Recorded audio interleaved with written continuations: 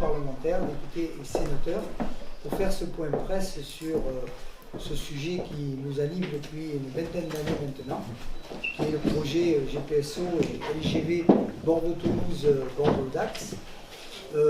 Cette commune elle est symbolique, Saint-Médard-des-Rangs, puisqu'elle est touchée par les deux projets, c'est-à-dire les aménagements ferroviaires au sud de Bordeaux, et puis juste à la sortie de notre commune, mais toujours sur notre commune, le débarrage de la LGV. Donc ce n'est pas un secret que de dire que nous nous battons contre ce projet depuis 20 ans, et qu'aujourd'hui, au travers de ce point de presse, les parlementaires qui sont là et que je remercie, parce que c'est difficile d'avoir tous les parlementaires autour d'une table en même temps. Il y a aussi leur travail de parlementaire qui est là, aussi bien à la députation qu'au Sénat. Il faut être présent. Et donc je les remercie d'être là. Je remercie mes collègues élus, je remercie les assos aussi d'être là, qui se battent à nos côtés depuis très longtemps. Et on va continuer à se battre, même si on nous annonce un début des travaux des AFSB dans quelques mois maintenant, c'est-à-dire soit à la fin du mois, à la fin de l'année 2024, soit au début de l'année 2025, ben nous on va essayer de contrecarrer cette décision en amenant des éléments techniques, environnementaux et financiers, et surtout financiers d'ailleurs, et c'est ce qui va faire l'objet de cette conférence de presse de cet après-midi. Voilà, donc je vais laisser le soin aux parlementaires de développer tout ça, et bien évidemment de répondre aux questions des médias qui, je n'en doute pas, auront à en poser. Voilà. Merci Monsieur le maire. Donc j'ai le plaisir de poursuivre avec une petite remise en perspective par rapport à l'actualité, notamment le comité de suivi qui a eu lieu au mois de mars dernier en préfecture, pour revenir sur ce rendez-vous où nous avons collectivement posé un grand nombre de questions lors de cette réunion.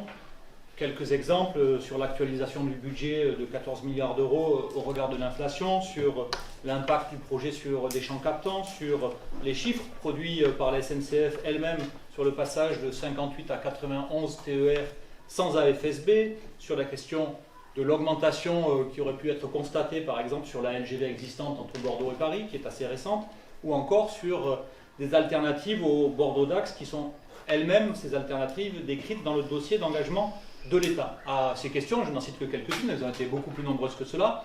Nous n'avons eu aucune réponse du préfet ni des gens de la SNCF qui étaient là, sauf une réponse assez lapidaire du préfet nous disant « moi je suis neutre, je ne suis ni d'un camp ni de l'autre, je suis le gardien de la démocratie puisque une déclaration d'utilité publique a été validée ».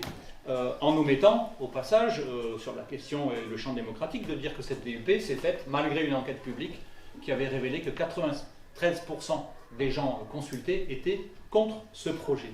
Alors, puisqu'on est sur aussi ces questions démocratiques, on a vu, suite à ce comité de suivi, et assez récemment aussi, un autre acteur de ce dossier, le président Rousset, utiliser les moyens de la région pour produire un sondage biaisé, manipulateur, pour essayer de faire avancer son parti pris sur la LGV, un sondage qui est lui-même dénoncé par la PQR comme étant que je viens de dire, biaisé et orienté. Est-ce cela la démocratie aussi du côté de la région? En tout cas, ce n'est pas la conception que nous autres collectifs, que l'on appelle maintenant le groupe de Saint-Médard-des-Rangs, parce que nous nous étions retrouvés ici nombreux au début d'année, élus, collectifs des élus locaux, mais aussi associations avec qui nous avons, côté démocratie, fait des actions qui visaient à informer largement les élus du territoire, notamment de la taxe spéciale d'équipement qui allait frapper leurs administrés et à laquelle, d'ailleurs, courrier auquel, pardon, visiblement visait juste le président de la région et le préfet de la région Occitanie, qui est le préfet coordonnateur du GPSO, a répondu par un courrier de plusieurs pages à ces mêmes élus pour leur dire à quel point nos arguments finalement étaient pertinents, puisque toutes les réponses qu'il apporte me semblent valider nos interrogations ou nos affirmations. Ça, c'est pour le contexte de ce comité de suivi, de cette réunion en préfecture et la façon dont finalement ces acteurs-là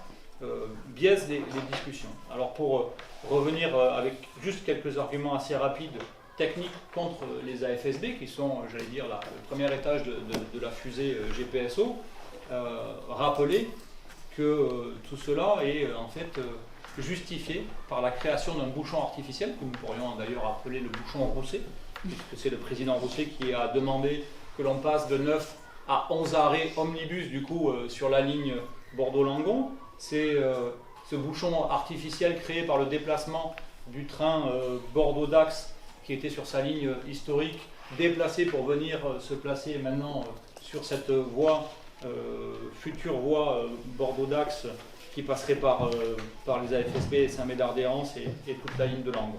Ça, c'est un premier argument. Je pense se rappeler que ce bouchon a été créé de toutes pièces pour justifier ces AFSB. Par ailleurs, on a un autre argument important, c'est celui de la fréquentation qui nous est avancé comme étant l'argument indépassable, justifiant tous ces aménagements, que ce soit les AFSB, mais aussi tout ce qui découle derrière du GPSO. Il y a des exemples assez simples. Fréquentation de la gare de Bègles, qui était estimée dans le dossier d'enquête préalable de 2014 à 800 000 montées-descentes par an, après que nous ayons alerté collectivement sur le fait que ces chiffres étaient fantaisistes, sont revenus à 223 380, je vous fais remarquer la précision, montées-descentes par an, donc on a été divisé par presque 4, et puis mise en relation, en regard de la fréquentation actuelle, qui est de 38 000 montées-descentes par an, donc on est sur un facteur 6.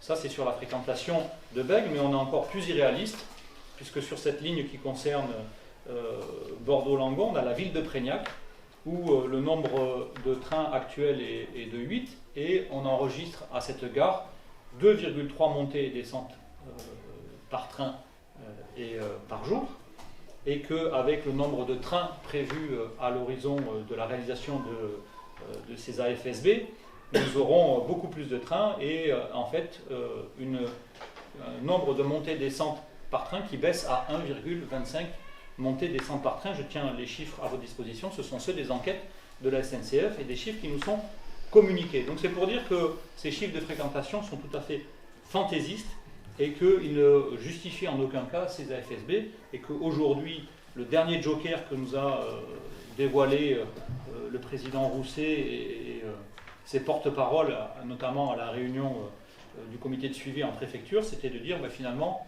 il faut aller à une desserte au quart d'heure de la gare de Beau-Thyrans, qui n'était absolument pas dans l'enquête préalable, et qui aujourd'hui, je vous livre le scoop, est déjà le cas, puisque quand vous regardez les horaires de la SNCF, aux heures de pointe, Beau-Thyrans est déjà servi au quart d'heure. Bref, vous voyez que tout cela ne tient pas du tout la route, que ce sont des arguments fallacieux, et qu'en fait on est sur toute une argumentation qui essaye de justifier, de créer des besoins artificiels en fait, pour justifier ces aménagements AFSB, GPSO, et que ça ne répond absolument pas aux besoins actuels.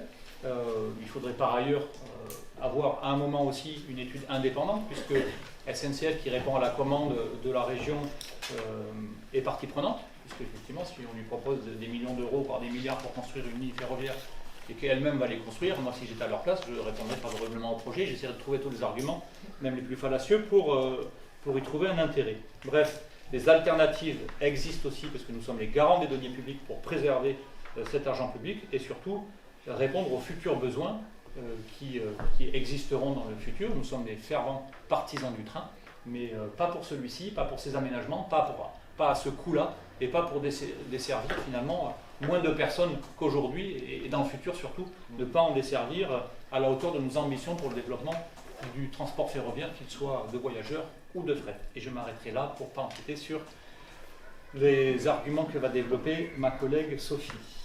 Merci. Jacqueline, tu prendras la parole à la fin. Oui, d'accord, pas de soucis. Tu auras le mot de conclusion. Avoir le mot de conclusion du bien qu'on reçoit. Donc bonjour à toutes et à tous. Moi je voulais remercier le maire de nous accueillir encore une fois dans sa mairie. Et puis je voulais remercier mes collègues parce que vraiment c'est un tour de force d'arriver à avoir tout le monde autour de la table aujourd'hui. Il y en a qui ne sont pas là, donc il est excusé. Mais voilà, il faut savoir que ça a demandé un engagement fort de mes collègues et je les en remercie. Bon, je remercie bien sûr les maires du collectif qui sont présents et les associations, je suppose, qui sont là. En tout cas, pour nous, c'était quelque chose d'important et pour moi, tout particulièrement. Alors le GPSO, vous l'aurez bien compris, c'est une opération de destruction massive de notre environnement, de notre cadre de vie et de nos terres agricoles. tout en imposant une charge fiscale insupportable aux collectivités locales, mais je pense que ma collègue Laurence en parlera plus tard, sans réel bénéfice pour les résidents. Les habitants du Sud-Gironde, d'où je viens, ne sont pas des vaches, même si on a de très jolies vaches vasadaises, nous n'en sommes pas et nous ne souhaitons pas passer notre temps à regarder passer les trains. Moi, je voulais aborder le sujet du fret ferroviaire, parce que je pense que là, il y a aussi, en plus des autres sujets, c'est aussi un vrai sujet. On nous dit que le GPSO est nécessaire pour augmenter la capacité de fret, mais c'est un trompe-l'œil. Les lignes ferroviaires existantes entre Toulouse et Hendaye disposent déjà d'une importante réserve de capacité. Sur la ligne Bordeaux-Toulouse, seulement 10 circulations fret par jour sont utilisées, soit une capacité de 24 sillons par jour. Et sur la ligne Bordeaux-Hendaye, 14 circulations fret par jour, sur une capacité de 48 sillons par jour. Alors qu'on nous promettait, déjà il y a plusieurs années, quand je dis nous, c'est le président de la région, on nous promettait un développement du fret avec beaucoup plus de circulation en fonction du développement de l'économie. Mais aujourd'hui, on constate que ça ne fonctionne pas. L'augmentation du trafic fret ne nécessite pas la construction de nouvelles lignes. Les voies actuelles peuvent gérer l'augmentation prévue, même avec des trains marathon de 1500 mètres qui doubleraient la capacité sans modification d'infrastructure. Le rapport parlementaire de 2023 sur la libéralisation du fret ferroviaire souligne que le déclin du fret n'est pas dû à un manque d'infrastructures, mais à des causes structurelles telles que la désindustrialisation et la priorité systémique accordée aux trains de voyageurs. La construction de nouvelles LGV n'a pas empêché ce déclin. Malgré 2700 km de LGV construits, le trafic de fret est passé de 48,1 milliards de tonnes kilomètres en 2003 à 32 milliards en 2018. Le développement du fret ferroviaire est essentiel, mais il peut être réalisé sans le GPSO en optimisant les infrastructures existantes. Le prétendu besoin d'augmenter la capacité de fret ferroviaire pour justifier le GPSO est un véritable trompe-l'œil.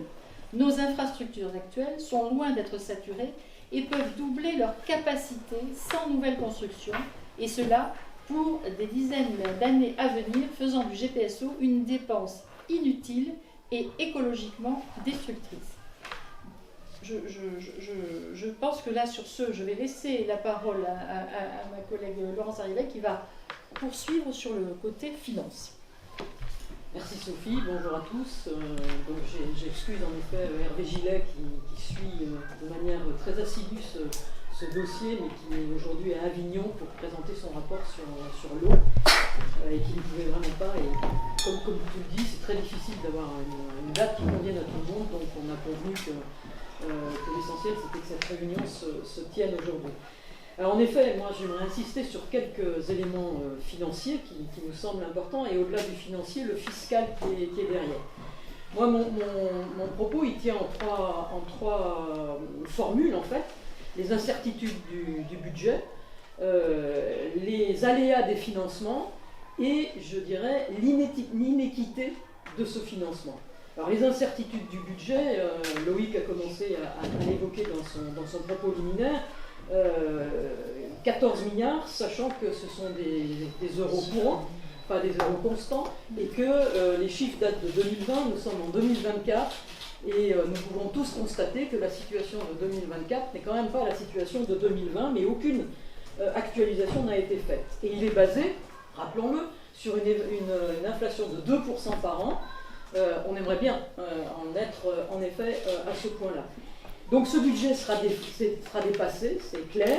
Et d'ailleurs, GPSO l'indique dans son courrier, puisqu'il parle d'évolution de coûts prévisionnels par définition constatée. Donc on voit bien que les chiffres du départ ne seront pas les chiffres à l'arrivée. Rappelons que le budget n'inclut pas l'intégralité du projet, puisqu'il évalue que la phase 1 et pas la phase 2, qui concerne la ligne de Dax et l'Espagne. Et ce budget, ce qui est intéressant quand même et intriguant, n'inclut pas non plus ni les frais de gestion de GPSO, ni les frais financiers. Or, plus on a un coût d'inflation, plus les emprunts sont importants et plus les coûts financiers sont aussi importants. Et même quand on regarde la lettre qui a été adressée, on se rend compte que les frais devront, le cas échéant, être portés par les collectivités locales seules. Donc c'est bien une manière de constater que le coût à l'arrivée ne sera pas le coût au départ, mais pour éviter que le projet ne se fasse pas, on prévoit que ceux qui vont payer, ce sont les collectivités locales seules.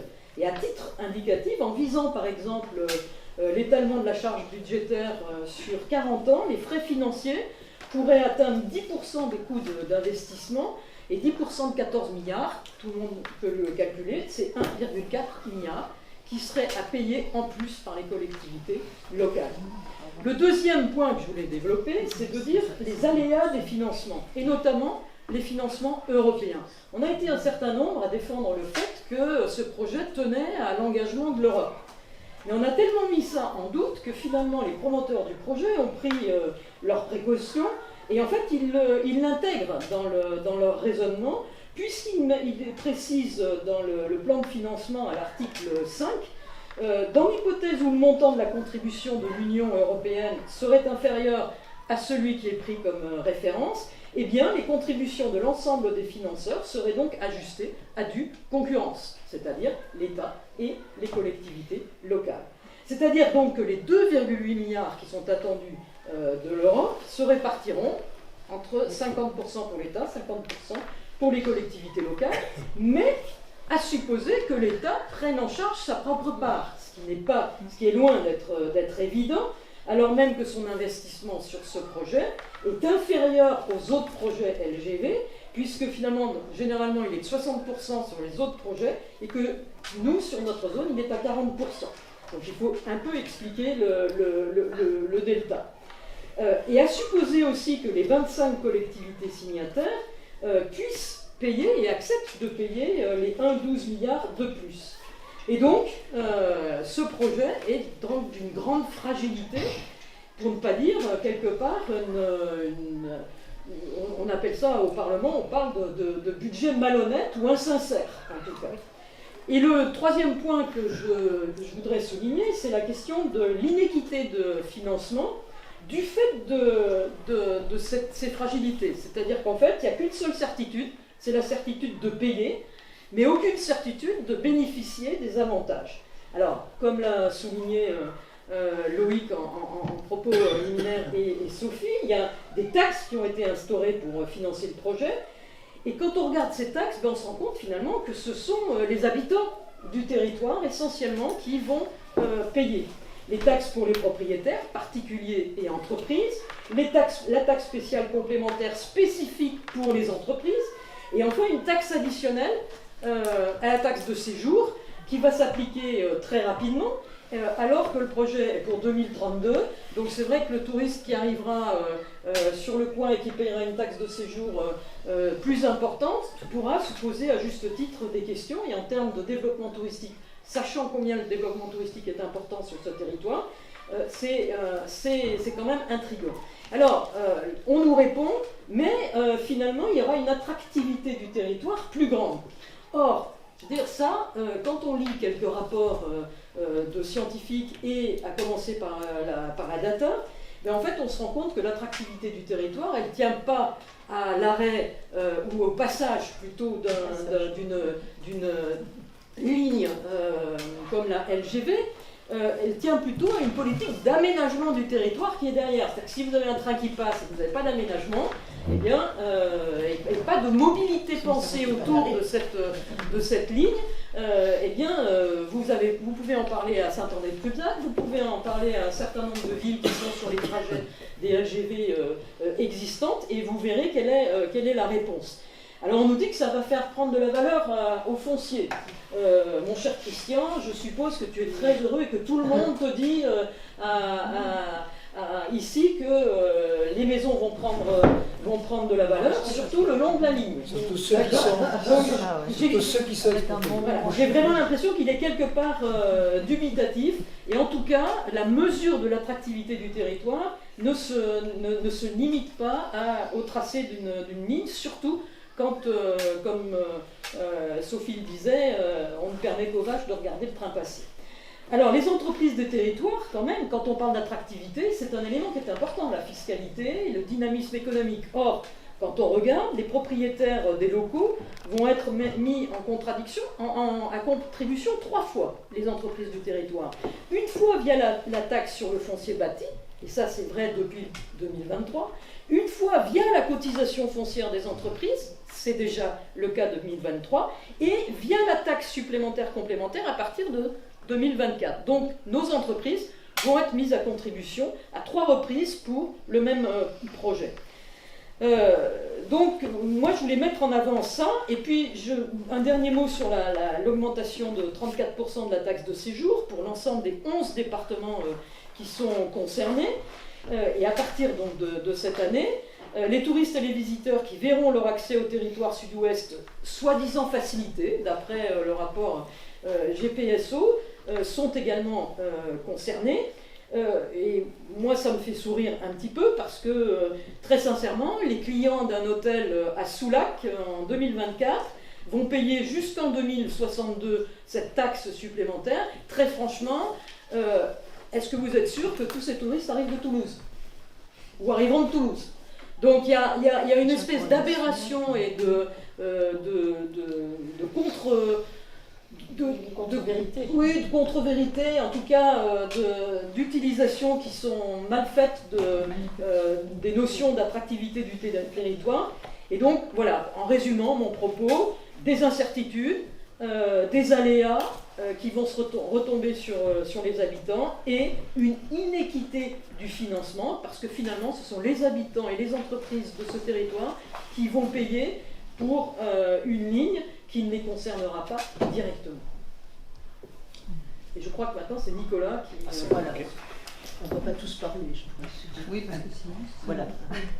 Merci Laurence, merci Monsieur le maire de nous accueillir. Je ne vais pas être très long, mais je vais pas revenir sur des chiffres que vous connaissez probablement par cœur, tant qui concernent la destruction de milliers d'hectares, tant le coût entre les 2 scénarios et le gain de temps.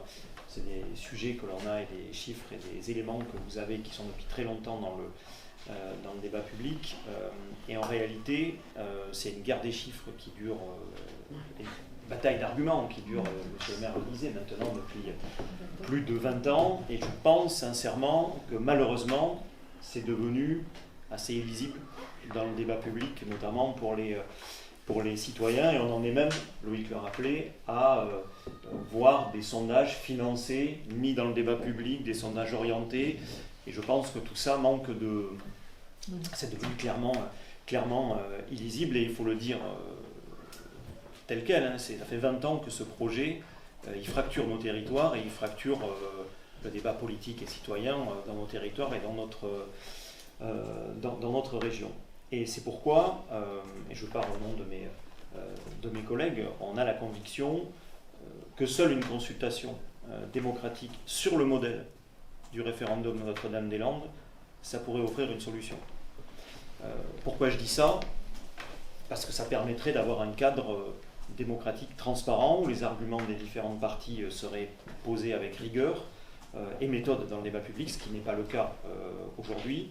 On pourrait très bien confier l'organisation de ce référendum, en tout cas de son animation, à la CNDP, la Commission nationale du débat public, vous savez, qui est une autorité administrative indépendante, et elle pourrait être missionnée pour élaborer à la fois le cadre du débat et à la fois faire une synthèse objective des données existantes. Et il me semble que les citoyennes et les citoyens, avant de se prononcer, ils pourraient mettre en parallèle les points de vue exprimés par les différentes parties. Et si on s'inspire de ce qui s'est passé, en tout cas du retour d'expérience du référendum de Notre-Dame-des-Landes, en fait c'était une consultation locale organisée par l'État sur un projet susceptible d'avoir un incident sur l'environnement.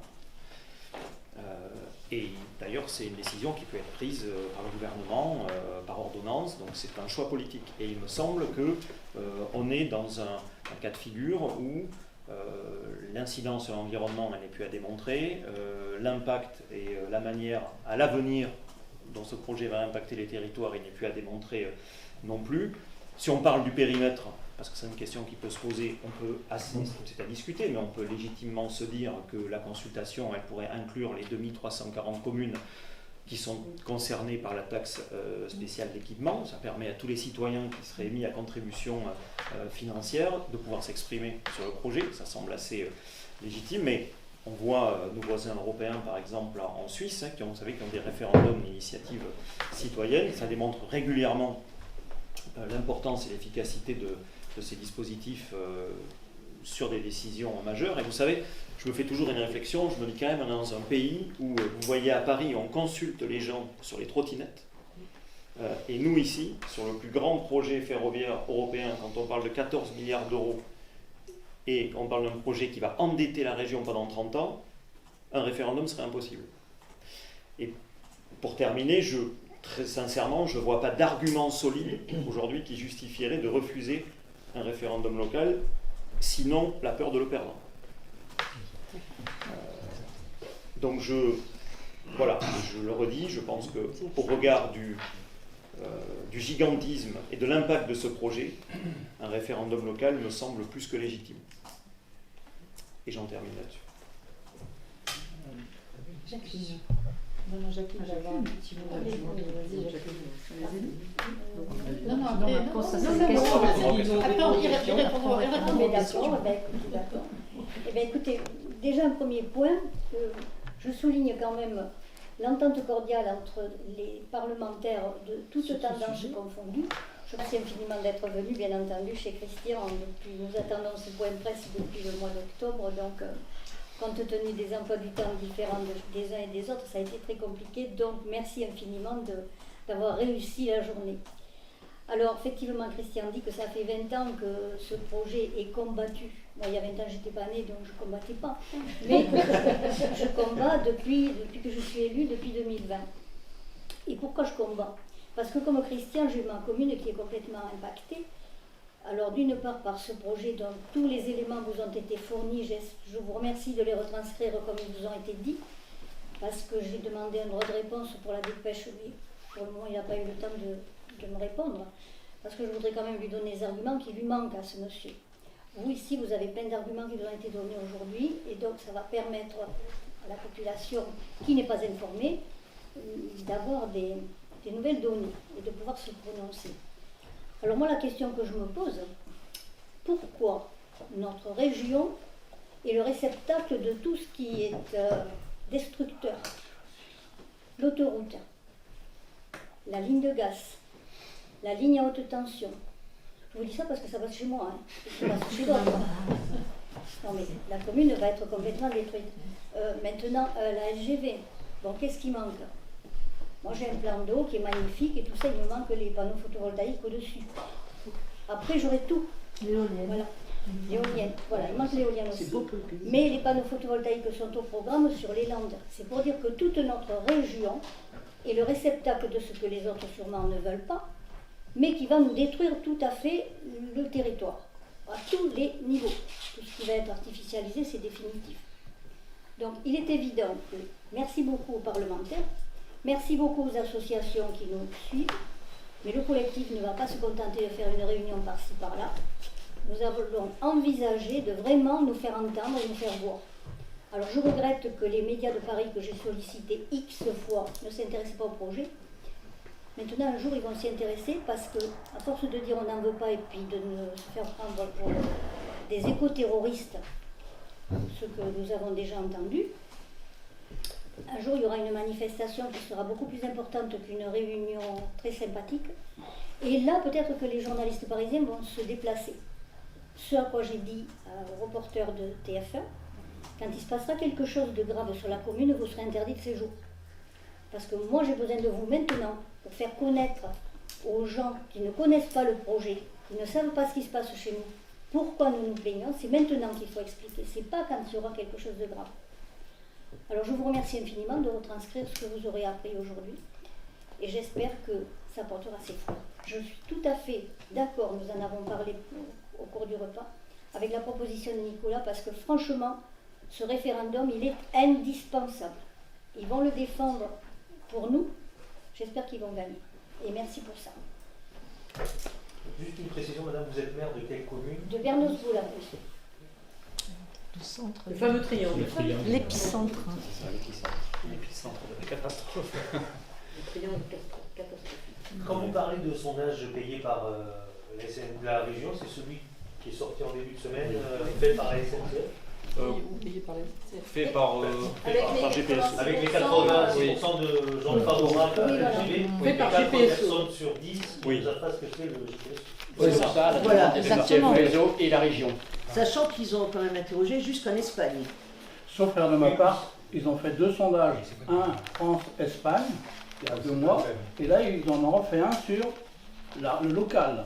Donc oui, c'est bien de ce sondage dont on parle. Et je signalais au début de mon intervention que la presse quotidienne régionale, et le Journal Sud-Ouest en l'occurrence, avait elle-même pointé le fait qu'il était, sinon biaisé, au moins tout à fait orienté. Et je disais à mes collègues d'ailleurs tout à l'heure que si nous souhaitions nous faire un sondage et payer un sondage avec la même façon de biaiser des questions ou d'orienter les questions que nous pourrions poser, nous obtiendrons sans aucun doute les résultats absolument inverses à ce qui a été produit. Tout à fait. Et quand vous parlez d'un référendum, quelle serait la question que vous poseriez? Ça, c'est à déterminer. Je pense qu'il faut s'appuyer sur la commission nationale du débat public. Mais que dit le débat aujourd'hui depuis 20 ans? Il y a le choix entre 2 scénarios. Entre un scénario de rénovation des voies et une nouvelle voie. Donc ça serait une piste peut-être à poser. Et c'est justement pour ça qu'il faut s'appuyer sur la commission de la CNDP, parce qu'ils ont l'habitude de ce genre de choses. Et il me semble que l'enjeu aujourd'hui, c'est justement que les citoyennes et les citoyens puissent avoir une vision extrêmement claire des choix qu'ils ont à faire. Et c'est 2 choix très différents. Finalement, est-ce qu'on accepte finalement pour quelques minutes, de dépenser des milliards en plus et de détruire des milliers d'hectares, ou est-ce qu'on accepte de perdre quelques minutes, et ça c'est à eux de trancher, et où on préserve plus la nature, et même moi je ne le pose pas, vous voyez, très objectivement, d'ailleurs c'est pour ça que ce soit la CNDP qui le fasse par ailleurs, mais je pense que, en tout cas, la manière de poser la question, il y a 2 choix, parce que personne autour de cette table dit qu'il ne faut rien faire. On dit simplement qu'il y a une autre possibilité. Et je crois que, et ce qui est intéressant, et je finis là-dessus, pardon, Loïc, c'est que, j'aurais dû le souligner tout à l'heure, c'est que cette proposition de référendum, elle n'est quand même pas, c'est quand même pas anodin, parce que c'est quand même des parlementaires de gauche comme de droite qui sont autour de la table et qui interpellent l'État en demandant, et du centre, et du centre, C'est important, c'est important de De la gauche à la droite alors. de la gauche à la droite, voilà, et En passant par le centre. qui sont aujourd'hui d'accord pour que le sujet soit tranché par référendum, ce qui est quand même pas anodin. À ce sujet, moi, si je peux me permettre, je voudrais simplement relater qu'il y a 3-4 mois, Michel Aimé, donc vice-président de la communauté de communes du Bas-Alais à charge de l'agriculture et de l'environnement. Je voudrais simplement rappeler un petit peu en lien ce que vous venez de dire, que les élus de l'intérieur des terres, par exemple M. Marty à l'Aréole, a provoqué un rassemblement il y a à peu près 6 mois, donc l'Aréole. Ils sont à 30 km de la LGV, et eux ils s'inquiètent pour justement ce problème, parce qu'ils voient très bien que si les fonds sont orientés, et on aura besoin de tous les fonds sur la LGV, eux c'est une catastrophe pour eux. D'ores et déjà aujourd'hui, ils se plaignent de la baisse de qualité du service train en gare de l'Aréole. Et il y avait quand même 400 personnes à cette manifestation, à ce rassemblement. Moi j'étais vachement surpris par l'implication et la mobilisation des Réolais pour un sujet qui, eux, c'est la conservation et l'amélioration des services de leur ligne. Je peux vous répondre là-dessus. Comme usagère très très régulière de cette ligne, parce que je prends le train Saint-Macaire, il y a des heures où le train c'est Exodus. Moi je suis rentrée de Bordeaux hier à 5h. Je suis arrivée à 5h, mais on voyage debout. Et il y en a d'autres où c'est beaucoup moins. Par contre, ce qui demanderait de rajouter quelques rames, une rame, un wagon, on pourrait imaginer rentrer des vélos et des passagers. Qu'est-ce qui gêne? Là, on nous répond que les quais sont trop courts. Les quais sont trop courts. Ça demanderait des gros travaux. Les rames, on a toujours les mêmes depuis quoi? Depuis 20 ans, 25 ans. Enfin, c'est assez inconfortable en été, il fait très chaud, froid en hiver. Enfin bon, il y a quand même des améliorations apportées. Ça, proportionnellement, rallonger des quais et rajouter une rame, le budget n'a rien à voir par rapport à ce qu'on met sur la LGV. Et quand on imagine que pendant peut-être 5 voire 10 ans, on va être contraint à des horaires des trajets beaucoup plus longs parce qu'il y aura des travaux pour faire cette 3e voie, c'est l'enfer, quoi. Ça devient l'enfer. Donc c'est normal que la Réole s'inquiète, tout comme Saint-Macaire. Bon, on ne sera peut-être pas dans le périmètre du RER métropolitain, néanmoins, ces communes, justement, qui sont un petit peu loin, elles nécessitent une égalité de traitement, surtout si elles mettent la main. En plus, on demande... Voilà, donc il n'y a pas de contrepartie. Il n'y a pas de contrepartie. Je vais vous inviter à faire un tour un jour à la gare de la Réole. Vous verrez, c'est une gare qui est abandonnée depuis 20 ans ou 30 ans. Il y a de la rouille partout, il n'y a pas de peinture, il y a de la végétation qui pousse un peu partout. On n'est pas obligé d'aller jusqu'à la Réole. C'est déjà un petit peu...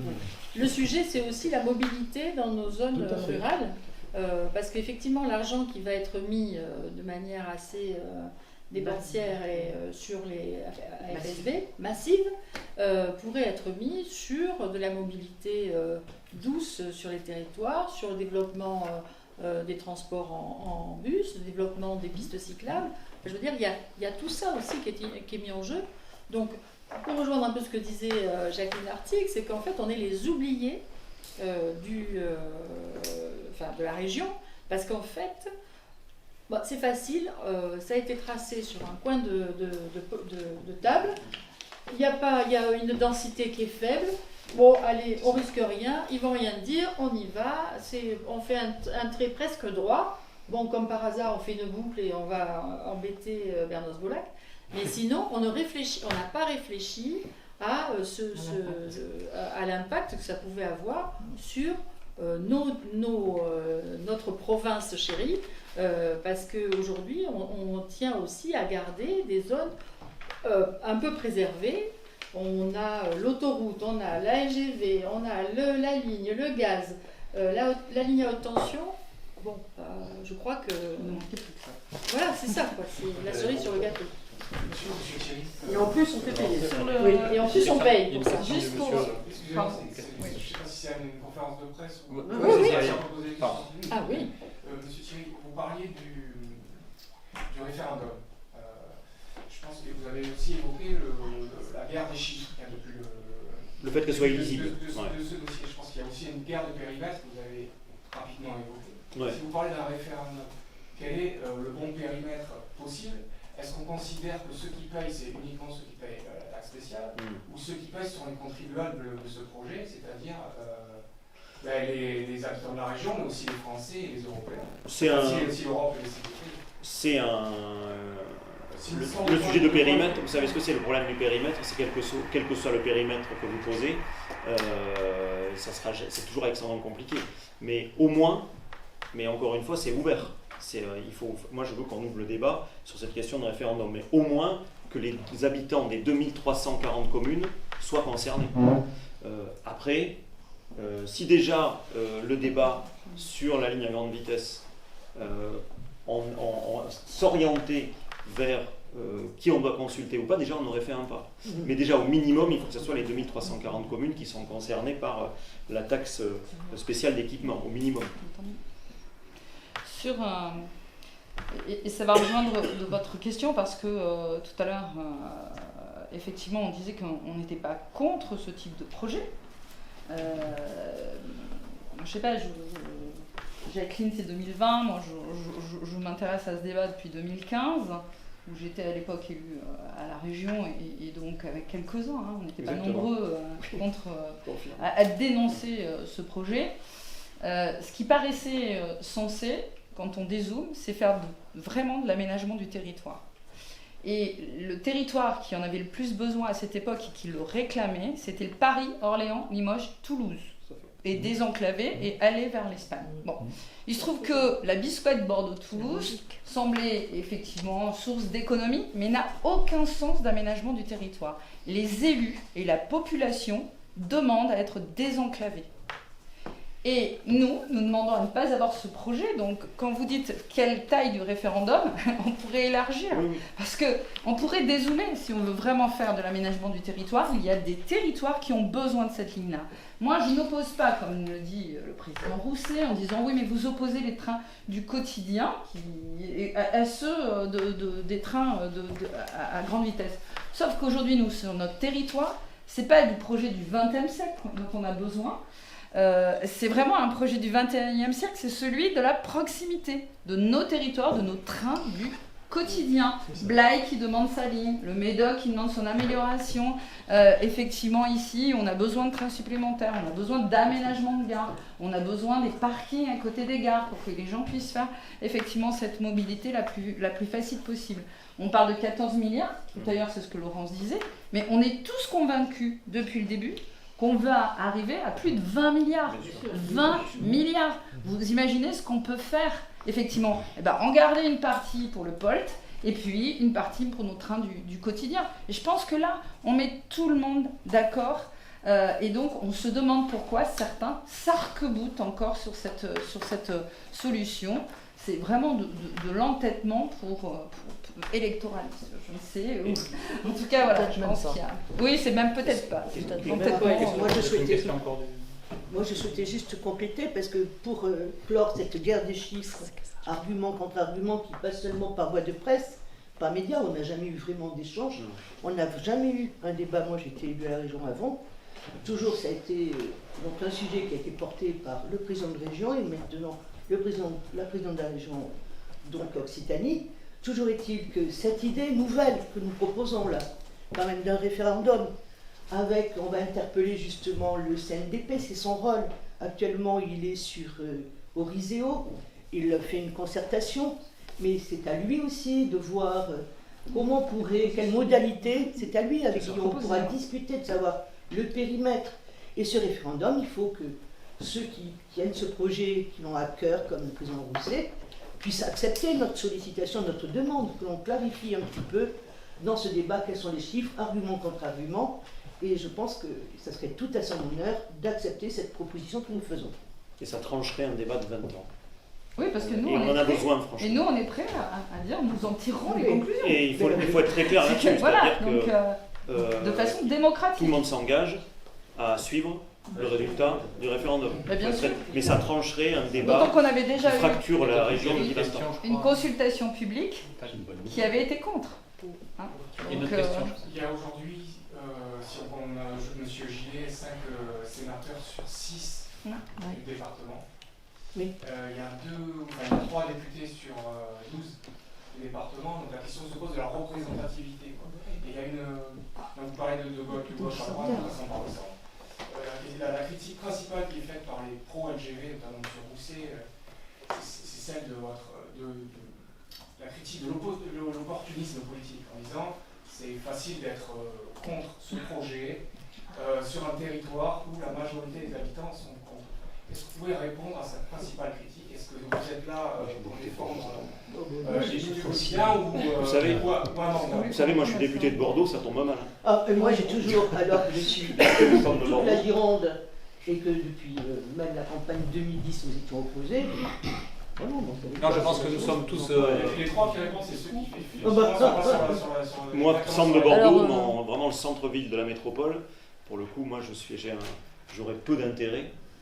Parce que Bordeaux serait vous savez, moi, j'ai rejoint ce combat-là parce que je suis viticultrice et qu'en fait j'avais été appelée par mes collègues viticulteurs pour dire c'est gravissime ce qui se passe. Alors depuis on connaît encore plus grave, mais il n'y a eu aucune véritable étude et nous ne pouvons pas, nos viticulteurs, nous payer cette étude de savoir l'impact que ça va avoir sur le ciron. Vous voyez déjà le Sauternais, qui est quand même une activité économique importante pour l'ensemble de la Gironde. Je rappelle que les viticulteurs, c'est les premiers employeurs de la Gironde encore, qui ne peuvent pas véritablement se payer une étude d'environnement. Alors on nous dit, mais il y aura un viaduc, il y aura des viaducs, etc. Sauf que le ciron, vous le savez, c'est la magie de l'écosystème qui va permettre ce pourrissement. Donc on ne sait pas quel est le déplacement des masses d'air. Une fois qu'elles rencontreront ces viaducs, etc.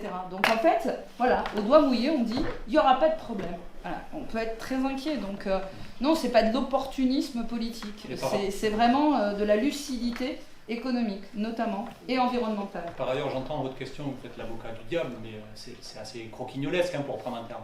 Parce que vous n'auriez pas un arc politique aussi ouvert si effectivement c'était un opportunisme politique qui viserait effectivement à préserver un mandat parce que qui est écolo, qui est insoumis, qui est du centre ou de la droite.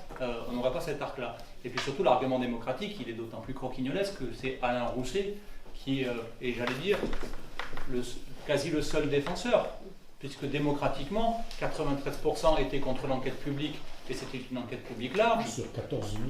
Sur 14 000, pas sur un sondage payé par les moyens de GPSO et de la région pour valider en fait son souhait quasi personnel et unique, parce que nous, on est tous des fervents défenseurs de l'aménagement du territoire, de l'accès au ferroviaire à un grand nombre, et que tout ça, finalement, à ces questions-là, ce que je disais en préambule, on n'a pas de réponse sur le fond. On a juste des arguments d'autorité, c'est pour de l'opportunisme électoral, ça ne tient pas la route une seconde.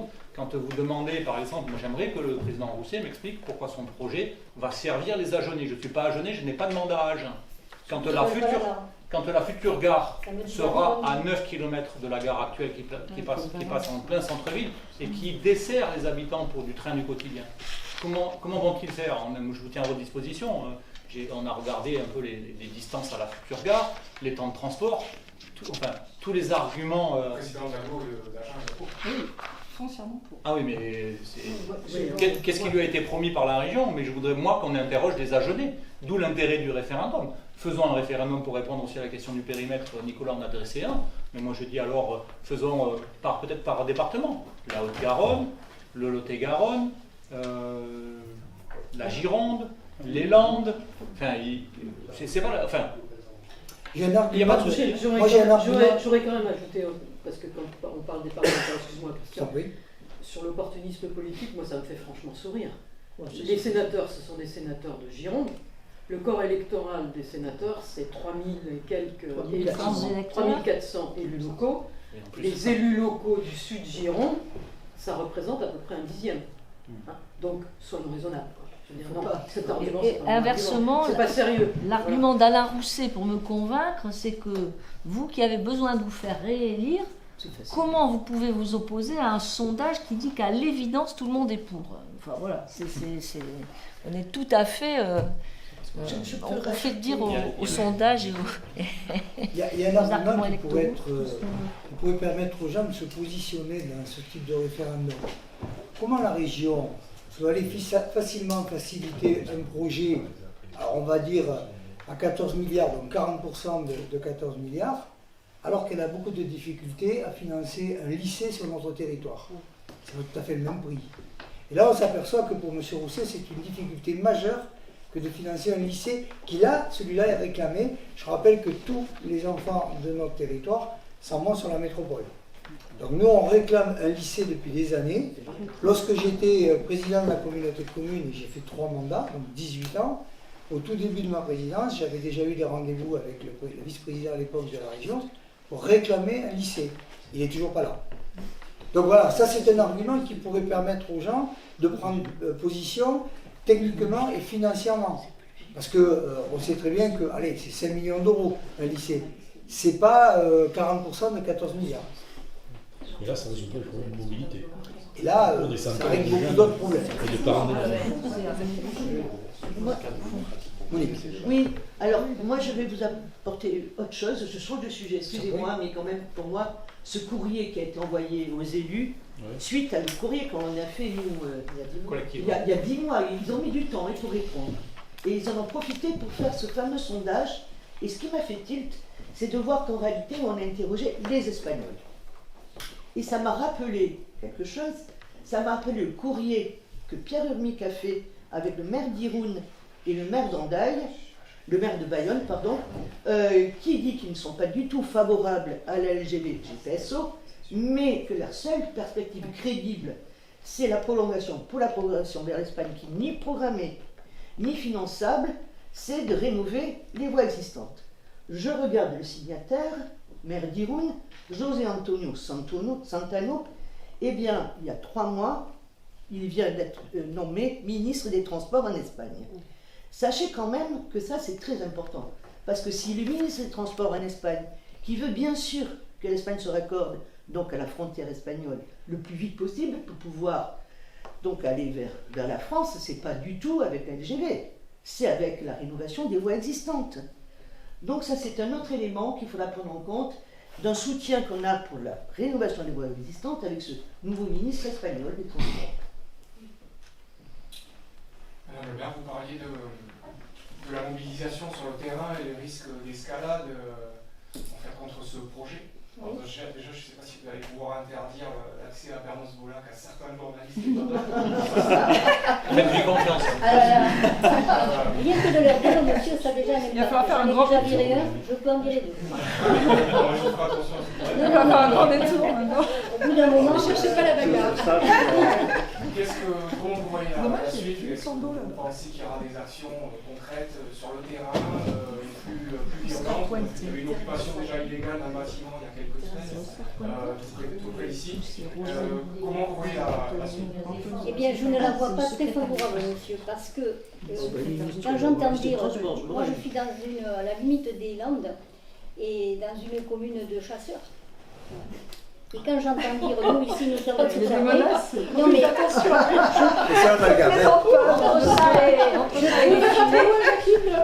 Entre ça et les filets, laissez-moi aller au bout du raisonnement. Moi, quand j'entends dire ça, vu le développement de la violence actuellement, eh bien j'ai peur, monsieur. Je l'ai déjà dit à monsieur le préfet. Parce que moi, quand on me dit dans ma mairie, tu n'auras pas la LGV parce qu'on va faire parler la poudre, j'y crois. Parce qu'il suffit d'un ou deux allumés pour mettre justement le feu quelque part. Donc le fait que nous soyons méprisés, que nous ne sommes pas entendus ni par le préfet, ni par Rousset, ni par l'État. Pourquoi M. Macron a changé d'avis? Si vous avez l'occasion de lui parler, demandez-lui pourquoi en 2017 il était contre, maintenant il est pour. Donc qu'est-ce qui a fait que... Voilà. Donc il se passe des choses qui ne nous concernent pas. Évidemment, ça concerne l'État. Néanmoins, c'est nous qui payons, comme on vous l'a expliqué.